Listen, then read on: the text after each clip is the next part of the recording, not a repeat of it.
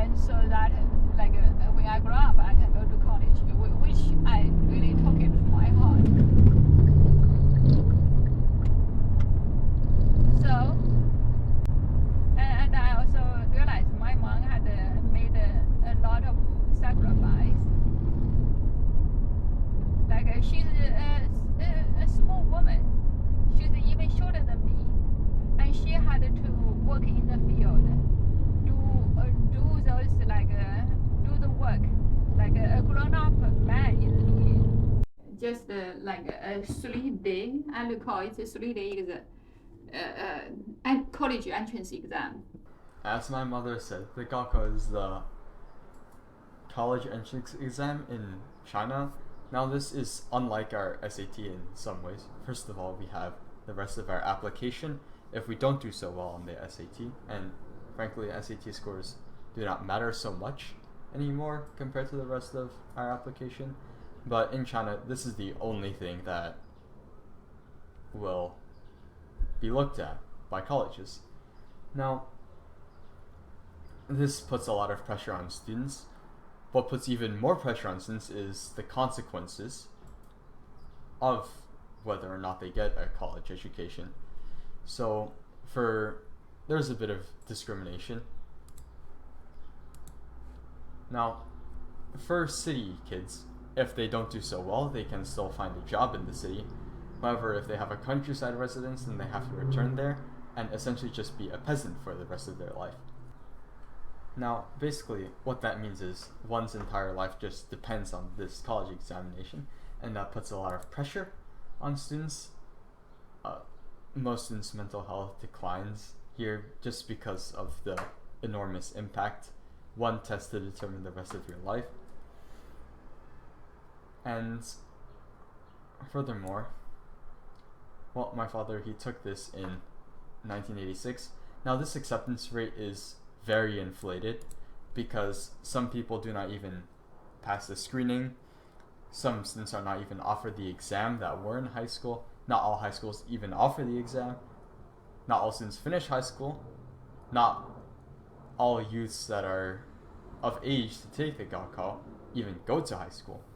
So for this many people among China, which according to the age range of the Gaokao has roughly 120 million divided by 4 or 5, still has, this number is small. So it is just an extremely intense exam, and it's more comparable to the SHSAT in New York City because, well, only your score determines your specialized high school, and you can't buy a seat, you can't choose your application in any way. My city, right? You say my city. My city, usually the first sense is that why this is my city. You will think that this is where I belong. This is where I'm recognized. This is the place that I have many friends. But it's never the case. I mean, in my impression, it's never the actual thing that make me feel where I belong. One example is when I was back in China, my mother was my mother married my dad, right? Because of the go to the mountain, go to the village thing. The movement. Movement, right? So they kind of like married, and my mom was not considered as native, considered as someone belonged to that place, belonged to my hometown. Therefore, me and my sister were not regarded as kind of like outsider. People. We are always considered outsider, and they even use the term like you're barbarian. I mean, like you don't belong. You go back where you are from.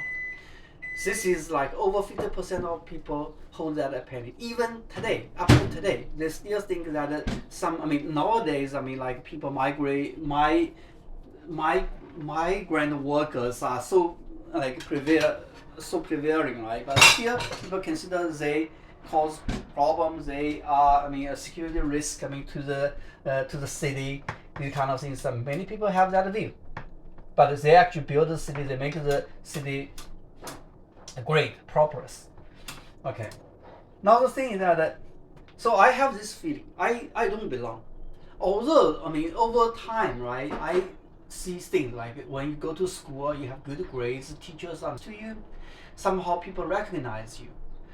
Then, I mean, also back in China, right, we have food coupons, we buy things, right, all these kind of things. I mean, essentially, you wear the same thing with other people, you eat the same thing as other people, and you are kind of allocated with some kind of, I mean, same food as others. So you will think that people are made to be uniform, and this is a society that you belong. But it's actually, on the contrary, it's not. It's like you feel you're restricted. It's like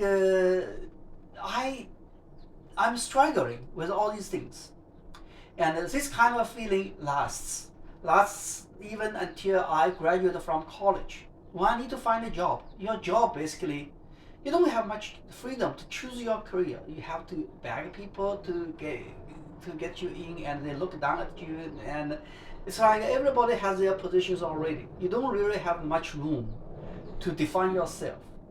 And although you are like other people, although people treat you more or less like you are equal, but I don't think I belong to this place. So this is the university that my father went to. It says women's college, but that is only for undergraduates. He pursued a graduate program. However, he did live here, Haverford College, and it was made possible by this system. And although he did get a full scholarship, he didn't feel fully welcomed despite everybody being nice, because he was still different from everybody else. So it's kind of treated nice, but the place I really feel that I belong is when we move to New York City. The first thing is that we're not uniform anymore. But funny enough, I mean, even if we are not uniform, but we have, different community, different culture.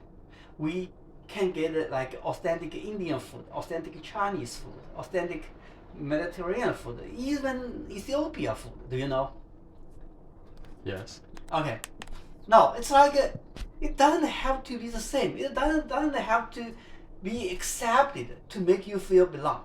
What really make you feel belong is that you are able to have the ability to define yourself.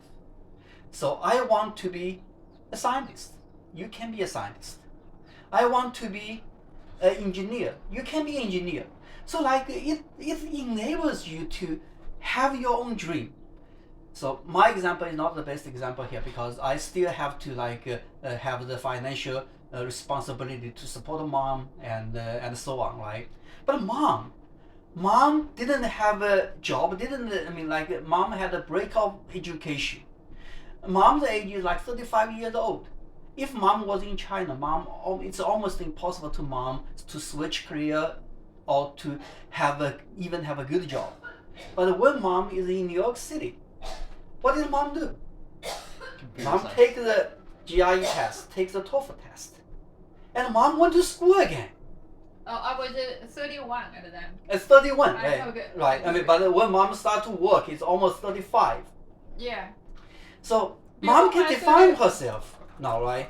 Mom can pursue a career that you can never imagine, in a place that you might think you belong. You speak the same language as other people. You are treated the same way as other people.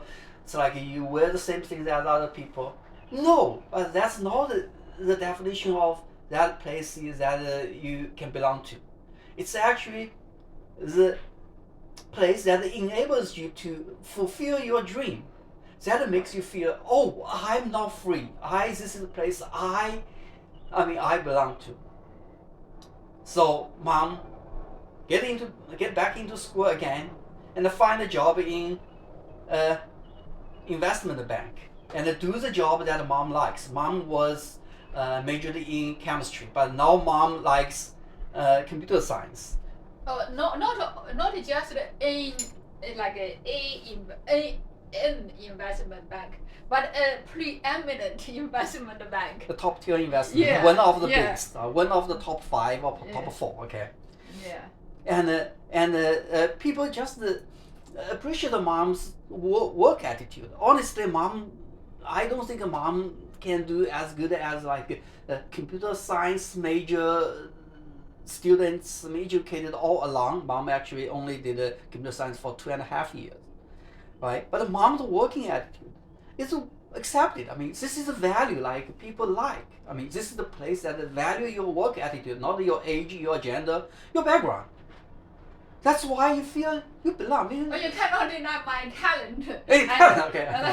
but it's like Yeah. if you work hard, you get rewarded. I mean, you get rewarded like the position or the kind of recognition you deserve. So this is freedom.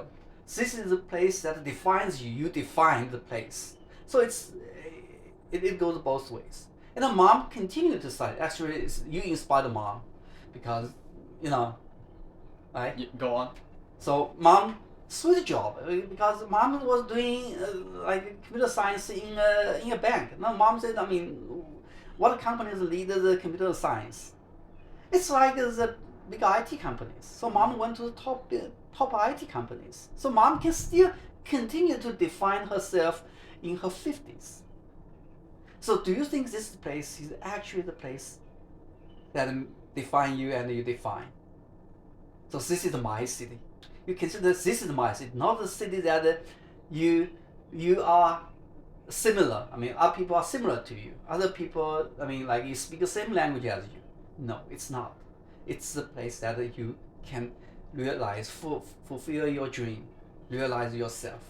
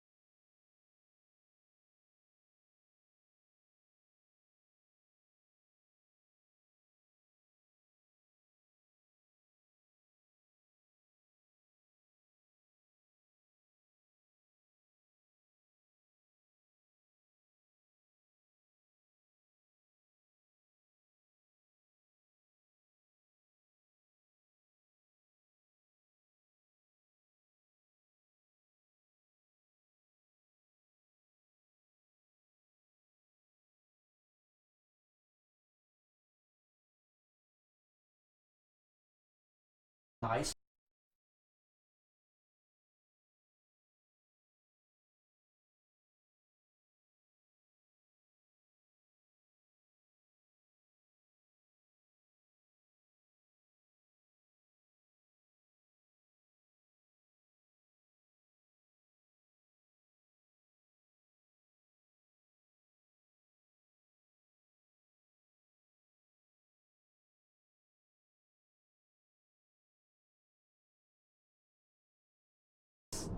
Or strange feeling. I mean, even though you're accepted as the same person as others, but is this place that I really my place?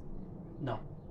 When I come to the United States, that was like I'm almost 30. I mean, let's say just I did my PhD in a small town in Pennsylvania, which is much nicer place. People accept you, but you're different. But people provide you all the resources as the same as other students from United States. You have access to all the library, all the teachers' consultation, all these kind of things. You even get the financial aid. Some students don't. Right? I have full scholarship.